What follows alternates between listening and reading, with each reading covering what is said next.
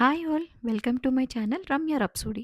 ఈ వీడియోలో సింపుల్‌గా, టేస్టీగా ఇంట్లోనే బొబ్బట్లు ఎలా చేసుకోవాలో తెలుసుకుందాం.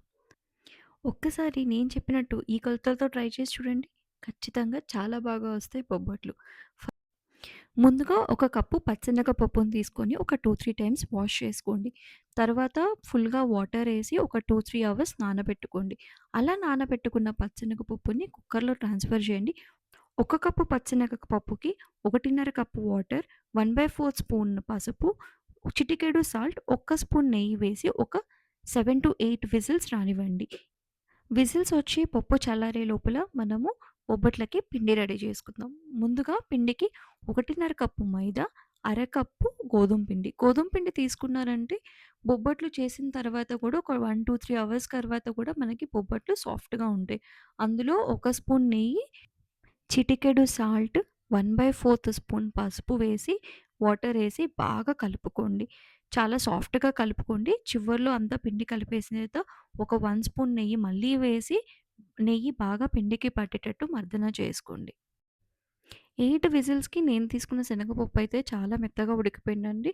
ఇప్పుడు ఒకసారి ఒక పప్పు అలా తీసుకొని ఇలా ప్రెస్ చేసి చూస్తే మనకి మెత్తగా స్మాష్ అయిపోవాలి.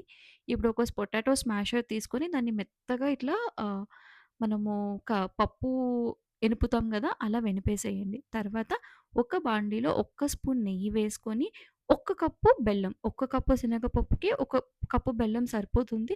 లేదు మాకు కొంచెం ఇంకా స్వీట్‌గా కావాలంటే ఇంకొక 1/4 కప్పు బెల్లమేసుకోండి. ఏం వాటరేయకండి. బెల్లం అలా వేడవ్వంగానే ఇలా పాకంలాగా అయిపోతుంది.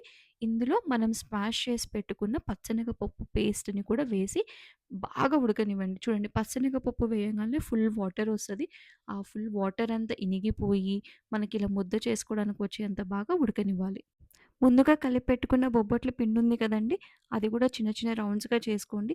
మనం శనగపప్పు రౌండు ఎంత చేస్తామో, మనం తీసుకున్న చుట్టూ పెట్టే బొబ్బట్టు పిండి రౌండ్ గూడా అంతే ఉండాలి.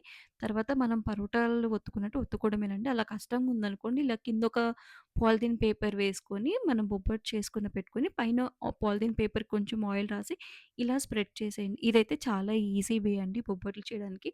ఇలా చేసిన బొబ్బట్లని పెనం మీదకి ట్రాన్స్‌ఫర్ చేసి బాగా గోల్డెన్ బ్రౌన్ వచ్చే వరకు అటు ఇటు తిప్పుతూ నెయ్యి వేస్తూ మధ్య మధ్యలో కాల్చుకోవడమేనండి.